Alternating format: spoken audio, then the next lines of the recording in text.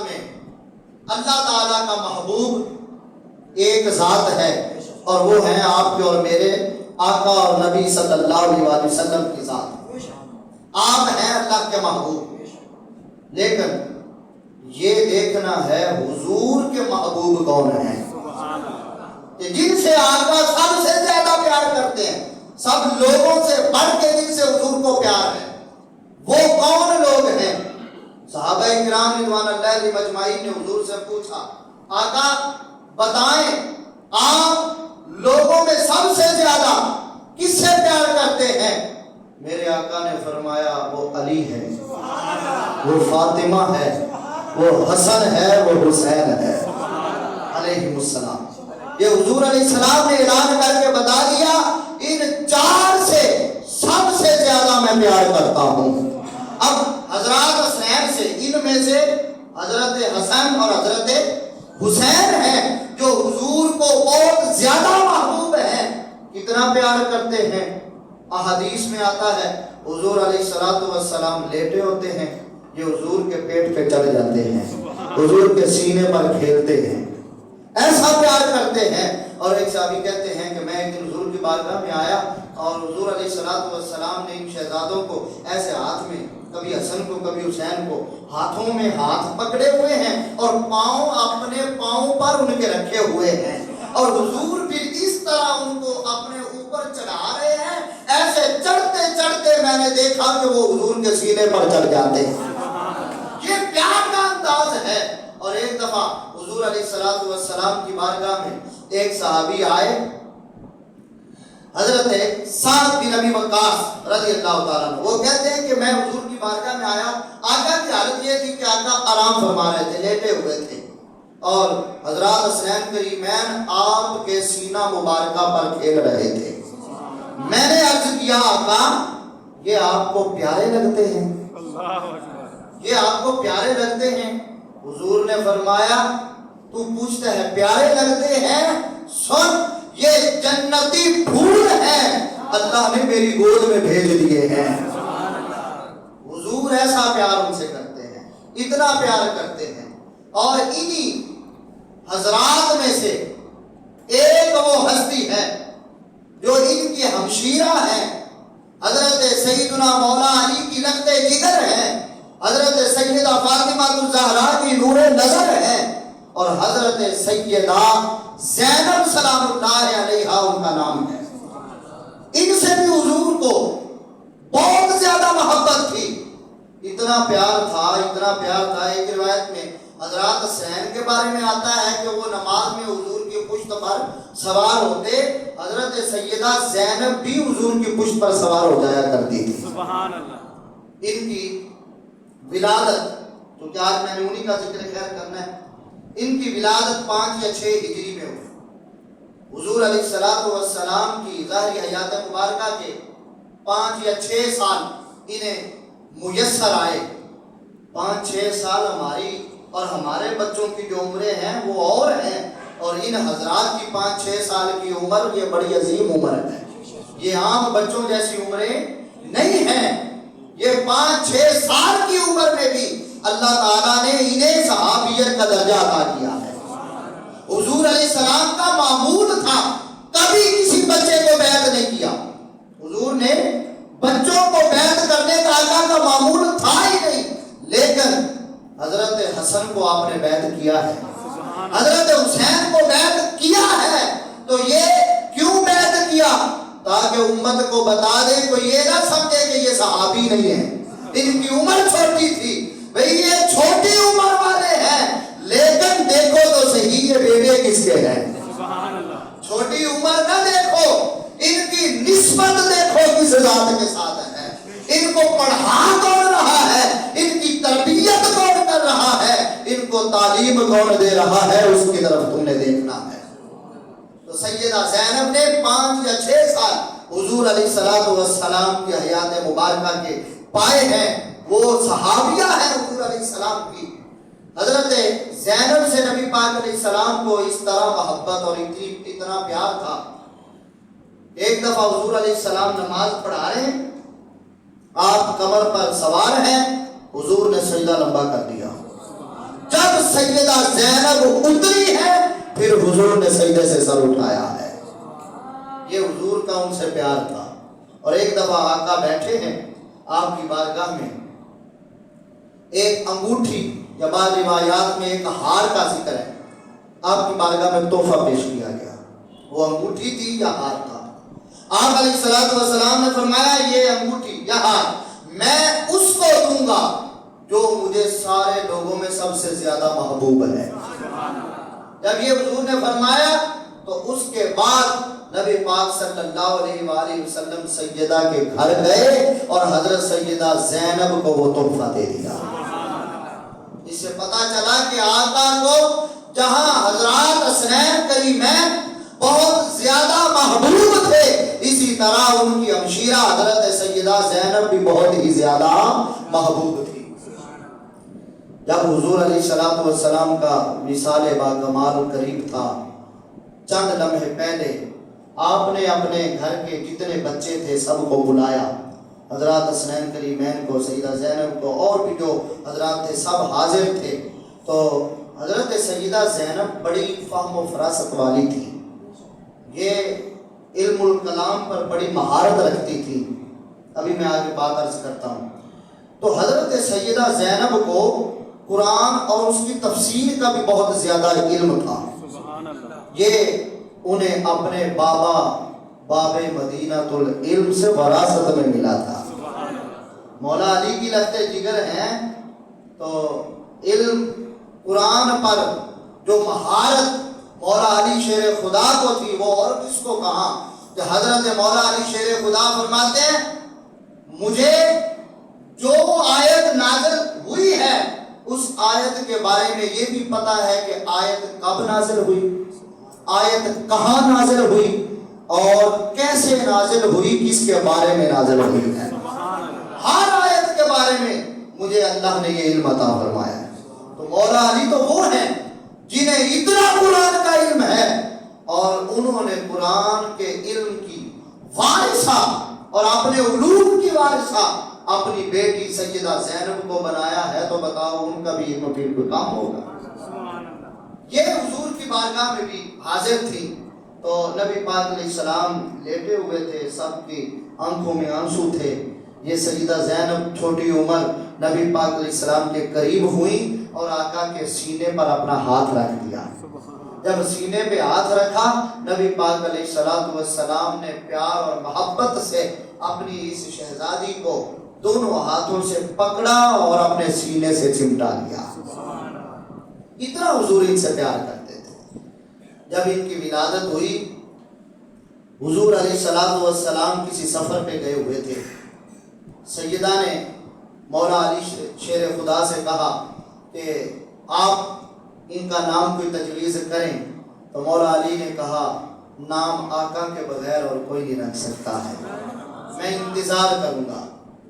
حضور علیہ السلام کا انتظار کیا گیا.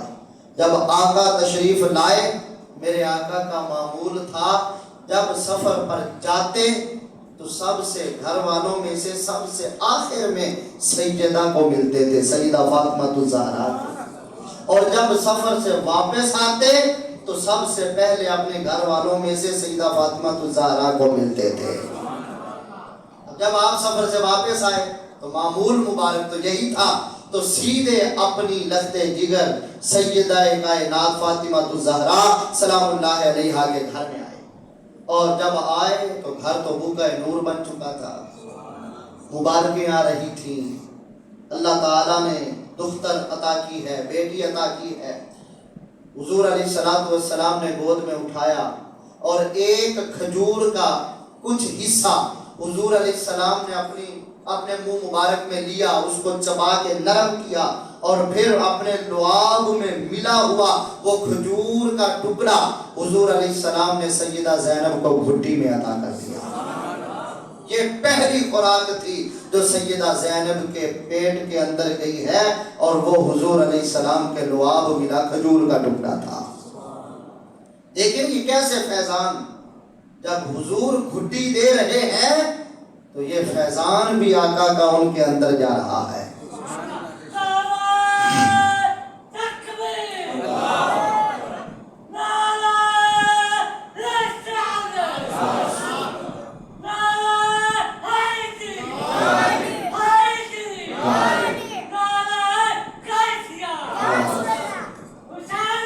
زندہ باد۔ مولا علی شیر خدا نے اذان ان کے کان میں پہلے پڑھ دی تھی، گھٹی حضور نے دی، اب نام رکھنا تھا، آقا نام رکھیں، فرمایا نام اللہ رکھے گا، اور اونچی سبحان اللہ کہیں۔ میں نے اس لیے آہستہ بولا ہے کہ آپ سبحان اللہ اونچی بولیں، نام اللہ رکھے گا۔ جبریل آ گیا، آ کے اللہ تعالیٰ کی طرف سے سلام پیش کیا، اور سلام کرنے کے بعد عرض کیا، اللہ تعالیٰ فرماتا ہے ان کا نام اپنی بیٹی زینب کے نام پہ زینب رکھ دیجیے، زینب نام رکھ دیا گیا۔ حسنین کریمین کے نام بھی اللہ تعالیٰ نے ہی بھیجے تھے، اور حضرت زینب کا نام بھی اللہ تعالیٰ نے جبریل کے ذریعے بھیجا، حضور نے نام زینب رکھ دیا۔ حضرت زینب، یہ لفظوں پہ غور کریں، لفظ پہ، زینب، زا یا نون با، زا یہ چند ہستیوں سے حروف لے کر نام زینب بن گیا۔ فاطمہ الزہرا سے زا کو لیا، یہ پہلا حرف ہو گیا۔ یا یہ مولا علی کے نام سے یا کو لیا۔ حسنین کریمین دونوں بھائیوں کے ناموں سے نون کو لیا، اور با کو نبی پاک علیہ السلام اللہ کے نبی ہیں تو یہ لفظ نبی سے با کو لیا۔ تو ان چاروں ہستیوں کا فیض اگر ہم سیرت زینب سلام اللہ علیہا کو دیکھتے ہیں تو چاروں ہستیوں کا فیض کامل طریقے اور اکمل انداز میں ہمیں ان کی ذات میں نظر آتا ہے کہ حضرت فاطمہ الزہرا سلام اللہ علیہا جو کہ خواتین کے لیے بہترین نمونہ ہے ان کی زندگی، آج ہماری خواتین کے لیے اور خواتین اسلام کے لیے سب سے بہترین نمونہ حضرت سیدہ فاطمہ الزہرا کی سیرت ہے، اس سے بڑھ کے اور کوئی بہترین نمونہ نہیں ہو سکتا۔ تو وہ تربیت کر رہی ہے اپنی بیٹی کی، انہوں نے تربیت پتہ کیسے کی؟ ایک دن حضرت سیدہ زینب قرآن مجید کی تلاوت کر رہی تھی، چھوٹی عمر ہے 5-6 سال، قرآن کی تلاوت گھر میں ہو رہی ہے، اور گھر کے اندر صرف والدہ ہے حضرت فاطمہ الزہرا اور حضرت زینب بیٹی، دونوں گھر میں بس، اور کوئی بھی نہیں ہے۔ حضرت زینب کا دوپٹہ سر سے سرک گیا اور وہ تلاوت کیے جا رہی ہے۔ حضرت فاطمہ الزہرا کی نظر پڑی تو فرمایا بیٹی اپنا دوپٹہ سر پہ لے لو۔ کہا امی جان گھر کے اندر آپ کے اور میرے علاوہ تو کوئی بھی نہیں ہے، تو پھر اگر ادھر بھی گیا ہے تو کیا ہو گیا؟ فرمایا اگرچہ گھر میں کوئی نہیں ہے لیکن اللہ تو دیکھ رہا ہے، اللہ سے بھی حیا کرنا چاہیے۔ گھر میں کوئی نہیں ہے، اللہ ہر وقت ہر کسی کو دیکھ رہا ہوتا ہے، اس لیے اللہ تعالیٰ جب دیکھ رہا ہے تو اس کے حیا کا تقاضا یہ ہے، جب اس نے حکم دیا ہے کہ عورتوں کے دوپٹے ان کے سروں پر رہیں تو پھر اس کی ذات سے حیا کا تقاضا یہ ہے، اور اس کے حکم کا ادب یہ ہے کہ عورت کے سر سے اس کا دوپٹہ کبھی بھی نہ اترے۔ کہ ایسی تربیت گھر کے اندر سے اور ماں کی طرف سے مل رہی ہے تو بتاؤ تو صحیح پھر اس سیدہ کا پردہ کیسا ہوگا۔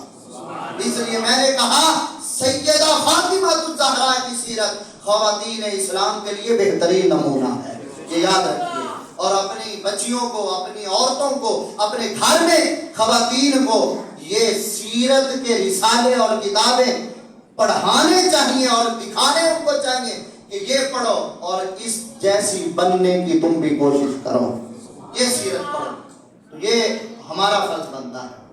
تو ان کی سیرت کا کامل عکس ان کے اندر موجود تھا۔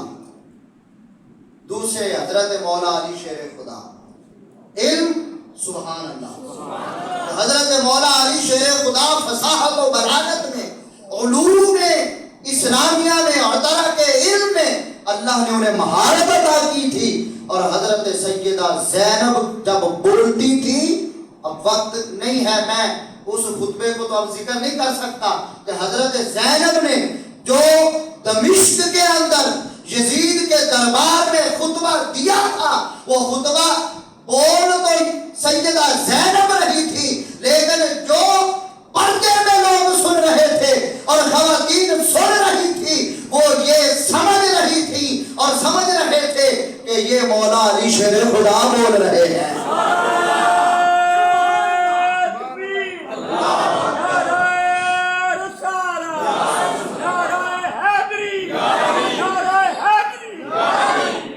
سیدہ زینب علم الکلام میں مہارت رکھتی ہیں، وہی علوم جو اللہ تعالیٰ نے بابا کو عطا کیے ان کی وراثت میں اللہ تعالیٰ نے حضرت سیدہ زینب کو بھی وہی عطا فرمائے، اور ہمت میں، حوصلے میں، برداشت میں، تحمل میں، صبر میں وہ حضرت سیدنا امام حسن مجتبی سلام اللہ علیہ کے مشابہ تھی، ان کا کامل عکس تھی کہ دیکھیے نا اتنے پہاڑ ٹوٹے، بچپن تھا حضور کا وصال ہو گیا، ابھی یہ صدمہ تازہ ہی تھا کہ قیامت آپ پہ بپا ہوئی جب حضرت سیدہ فاطمہ الزہرا کا 6 ماہ بعد وصال ہو گیا، چھوٹی عمر، حضور کے وصال سے وہ جدائی ابھی برداشت نہیں ہو رہی تھی کہ 6 ماہ بعد والدہ کا بھی وصال ہو گیا، اور پھر تکلیفوں میں، پریشانیوں میں، دکھوں میں یہ وقت گزر رہا تھا کہ حضرت سیدنا امام حسین کے ساتھ مدینہ سے ہجرت کر کے، پہلے تو اپنے بابا کے ساتھ ہجرت کی، آپ نے بہت سی ہجرتیں کی ہیں، بابا کے ساتھ ہجرت کی کہ جب حضرت مولا علی شیر خدا کوفہ گئے مدینہ سے، حالات ایسے بن گئے تھے تو ان کے ساتھ کوفہ گئی، پھر حضرت امام حسن نے جب خلافت دے دی حضرت امیر معاویہ کو تو پھر واپس آ گئے مدینہ شریف، تو آپ بھی مدینہ شریف آ گئے۔ اب حضرت امام حسین جب مدینہ سے کربلا گئے تو امام حسین کے ساتھ آپ ہجرت کر کے کربلا میں پہنچتی ہیں۔ کربلا کے اندر پھر جو پہاڑ ظلم و ستم کے ڈھائے گئے وہ حضرت امام حسین پر تو ختم ہو گئے جب ان کی شہادت ہو گئی، ان کے تو جو ظلم ان پر ہو رہے تھے، جو انہوں نے یہ برداشت کیے، وہ ان کی شہادت کے ساتھ ختم ہو گئے، لیکن سیدہ زینب کے تو بعد میں بھی جاری رہے کہ یہ سارا منظر کربلا کا اپنی آنکھوں کے سامنے دیکھا، بھائی شہید ہو رہے ہیں، غلام شہید ہو رہے ہیں، رشتہ دار شہید ہو رہے ہیں، اور 2 بیٹے کربلا میں اپنے بھائی پر قربان کر دیے، بیٹے شہید ہو گئے، یہیں پر بس نہ ہوئی بلکہ پھر کوفہ کی طرف قیدی بنا کے لے جایا گیا، کوفہ سے دمشق میں، شام میں قیدی بنا کر لے جایا گیا۔ یہ اور زیادہ مظالم تھے، اس میں اور زیادہ دکھ آپ برداشت کر رہی تھی، اور جب آپ دمشق میں پہنچی نا، دمشق میں پہنچی، حضرت سیدہ زینب اور آپ کے رفقا جو قیدی تھے خاندان اہل بیت، یزیدیوں نے پہلے سے وہاں معروف کر دیا تھا کہ یہاں کچھ باغی قیدی ہوتے آ رہے ہیں، معذاللہ انہوں نے حکومت وقت، بادشاہ وقت کے خلاف بغاوت کی، پکڑے گئے، مارے گئے، اور ان کے خاندان کے کچھ لوگ قیدی ہو گئے، شادیاں بج رہے ہیں، خوشیاں منائیاں جا رہی ہیں، جشن ہو رہے ہیں دمشق میں، اور یہ لوٹا پھوٹا قافلہ خاندان اہل بیت کا یہاں جب پہنچا تو لوگوں نے قیدی سمجھ کر خدمت کرنا چاہیے، خدا ترس لوگ بھی تو ہوتے ہیں نا، تو وہاں تو یہ معروف تھا کہ یہ قیدی کسی کو کیا پتا کون آئے ہیں، بس یہی ذہنوں میں بیٹھا ہوا تھا یہ باغی آ رہے ہیں۔ ایک عورتیں گھروں کی چھتوں پہ چڑھی ہوئی ہیں، لوگ بازاروں میں جشن منا رہے ہیں، اور یہ قافلہ آ رہا ہے، بہت سارے حالات تھے، اور ایک واقعہ ذکر کر رہا ہوں چونکہ حضرت سیدہ زینب کی بات کرنی ہے۔ حضرت سیدہ زینب کی بارگاہ میں کچھ چادریں اور کچھ کھجوریں، کچھ پانی، اس طرح چیزیں بھیجی گئی کہ دھوپ بڑی ہے، قیدیوں کے اوپر سائبان نہیں ہے، ان پر سائبان کے لیے چادریں بھیجی گئی، اور چہروں سے لگتا ہے کہ یہ بھوکے پیاسے ہیں، کیونکہ قیدی ہیں جب تو ان کا کیا خیال کیا گیا ہوگا، اس لیے کھانے پینے کی چیزیں بھیجی۔ ایک خاتون نے، بوڑھی خاتون تھی، اس نے بھیجی۔ تو جب یہ سامان پہنچا سیدہ زینب کے پاس، آپ نے وہ چادریں جس کو جس طرح ضرورت تھی ان کو دیا صاحبان کے لیے، اور کچھ کھانے پینے کی چیزیں ان میں تقسیم کی گئی۔ تو وہ جو عورت تھی جس نے بھیجا تھا، بوڑھی خاتون تھی، ضعیف العمر تھی، وہ آ گئی اور آ کر پوچھنے لگی کہ میں تو آپ لوگوں کو نہیں جانتی، آپ لوگ کون ہو؟ ہم، اور سیدہ زینب نے پوچھا تھا ہم تو بعد میں بتائیں گے، پہلے تو بتا، یہاں تو سارے تماشائی ہیں، کوئی بھی ہمارا پرسان حال نہیں ہے، لیکن ان میں تو خدا ترس کہاں سے آ گئی؟ تو ہم پر اتنی مہربانی کیوں کر رہی ہے؟ تمہیں ان سے ڈر نہیں لگتا ہے؟ وہ کہنے لگی میں تو اس لیے کر رہی ہوں کہ میری ایک سیدہ تھی اور میں اس کی کنیز تھی، مدینہ میں رہتی تھی، اور اس کا نام تھا فاطمہ الزہرا۔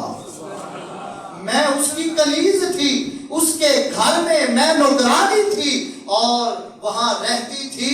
جب ان کا وصال ہونے لگا، انہوں نے میں نے کہا سیدہ مجھے کوئی وصیت کر دیجئے۔ انہوں نے ایک ہی وصیت کی تھی اور فرمایا تھا جب کبھی تو قیدیوں کو دیکھے تو ان کے ساتھ ہمدردی کرنا۔ بس یہ ایک وصیت تھی۔ میں نے تو آج قیدی دیکھے اور تمہیں نہیں جانتی، بس قیدی سمجھے، اور تمہیں یہ ہمدردی تمہارے ساتھ اس لیے کر رہی ہوں کہ میری سیدہ نے وصیت کی تھی۔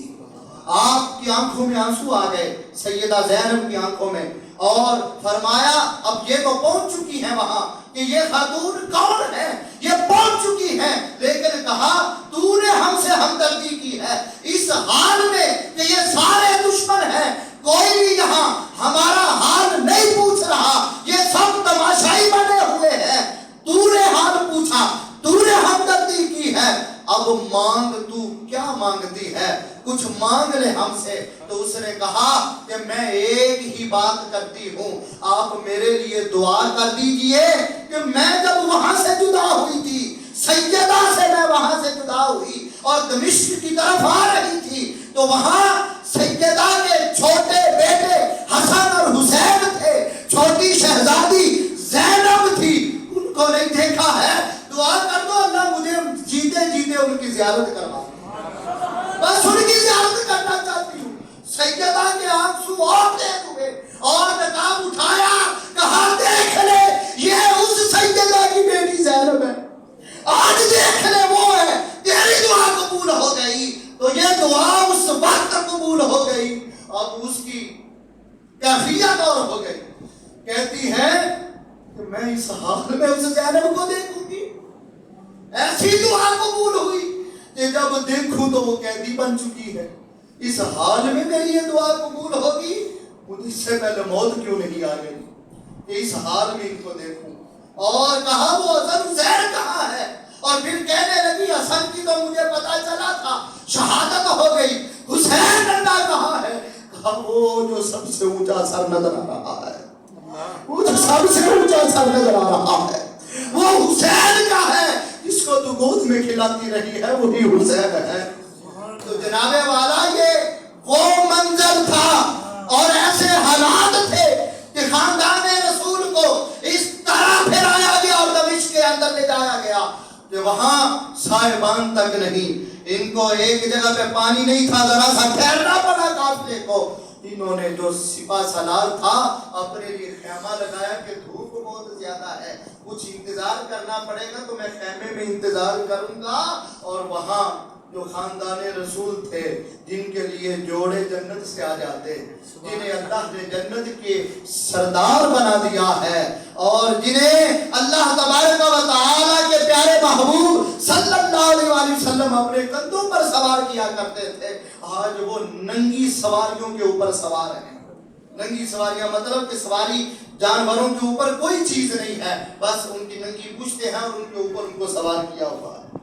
یہ اس طرح قیدی بنا کے لے جایا گیا، اور جب انہوں نے سپہ سالار کے لیے خیمہ بنا دیا تو سیدہ سکینہ، جس کو عام طور پہ سکینہ نام ذکر کیا جاتا ہے، چھوٹی سی عمر ہے، اونٹ پہ بیٹھی تھی تو گرمی ستا رہی تھی۔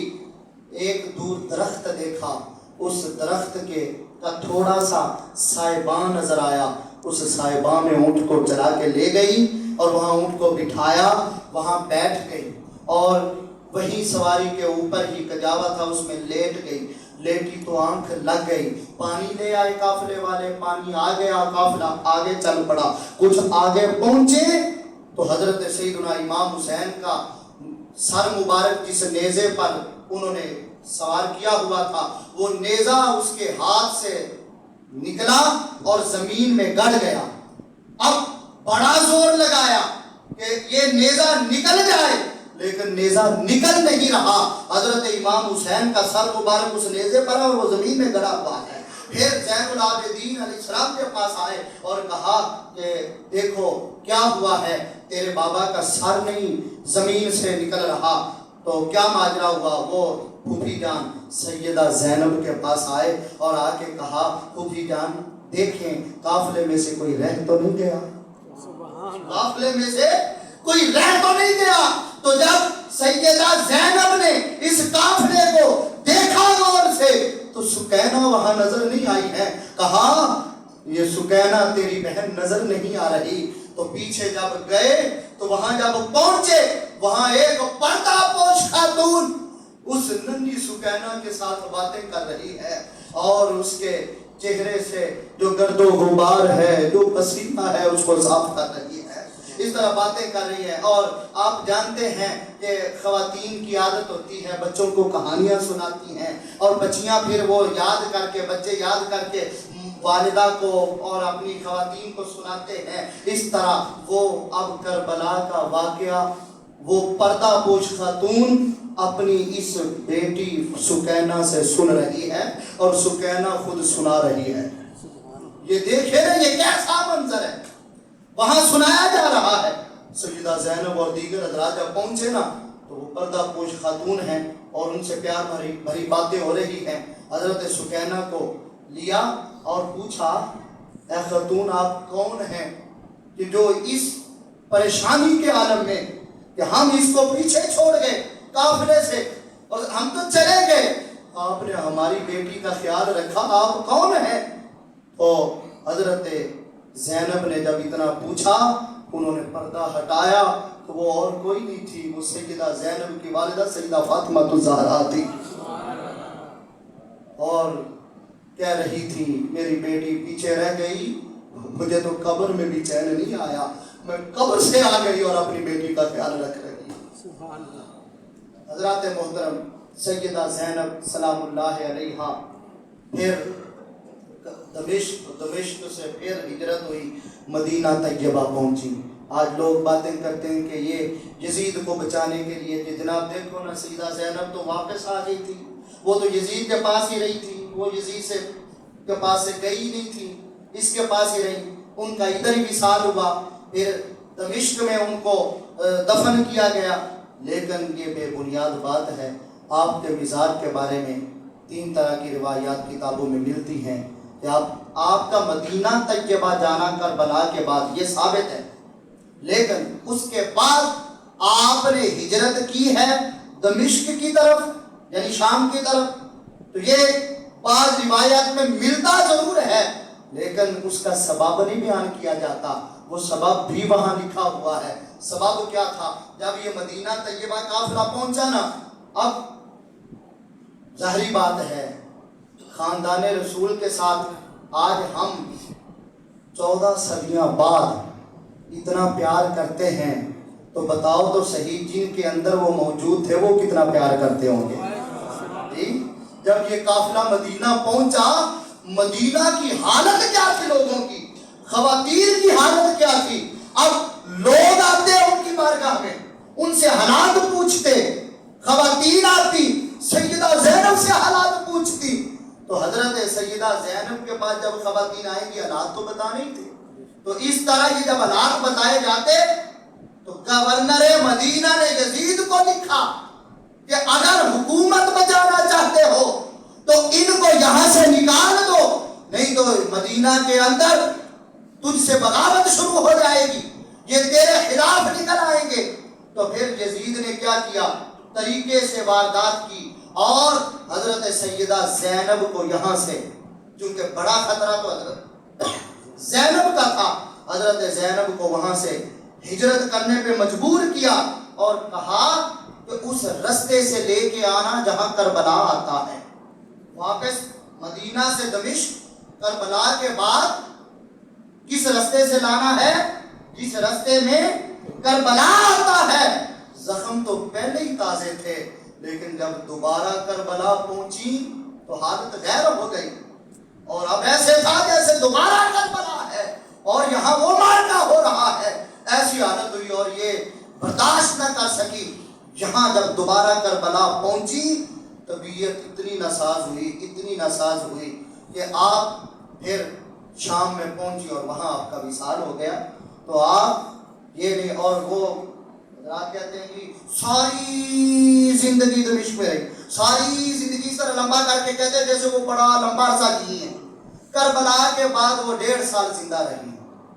61 ہجری میں محرم میں کربلا کا مارکا ہوا اور 62 ہجری رجب کے مہینے میں حضرت سیدہ زینب کا وصال ہے. 1.5 سال تو گزرا ہے. اب 1.5 سال میں دیکھیے نا، کربلا کے بعد دمشق، کوفہ، دمشق، شام، یہ سارا سفر بھی ہے اور اس سفر کے بعد پھر مدینہ طیبہ بھی ہے. 6-7 مہینے تو یہی لگ گئے ہوں گے. پھر اس کے بعد ان کی عمر کا حصہ کتنا سا بچا ہے؟ کہتے ہیں ساری زندگی وہاں گزار دی.